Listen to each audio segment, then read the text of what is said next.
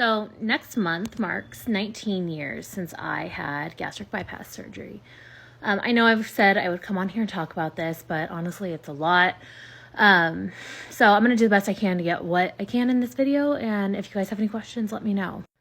So I had what's called the RNY or the Roux-en-Y. It's the one where they make you a little pouch and then they bypass part of your intestines. So I was about 20 years old when I approached my doctor about this, and she said, no way, there is no way that insurance is going to cover that.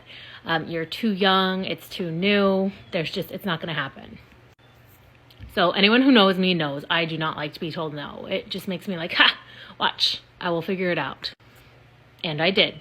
I went through the arduous process of showing that I was of sound mind and that I was overall fairly healthy, healthy enough to go through the surgery, but had, like pre-diabetes, stuff like that. And that's pretty young to have that, actually. So lo and behold, they did cover it. And here's a picture of me when I was 20 and before I had surgery. I was in the 290s when I started going through the process. I was about 280 the day of surgery.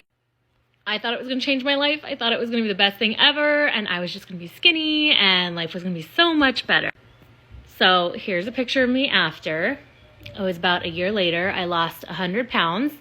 And for that year, it did change my life, and things did seem so much better, and my confidence was the best it had ever been in my life. But like we all know, there's a lot of things we've learned in the last 19 years about diet, exercise, blood sugar, insulin resistance, macros, the importance of protein, all of that. One of the big things that they told me was just keep it to 800 calories a day and you'll be fine. You'll lose the weight. It'll stay off. It'll be great.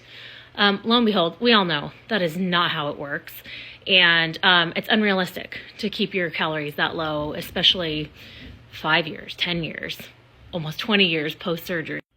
They also did not address transfer addiction with me, which was a very real thing for me. I turned 21 shortly after I had surgery, and it took years for it to really creep in, but I definitely had transfer addiction where I did depend on alcohol as comfort instead of food, and it took me 18 years to come to terms with that.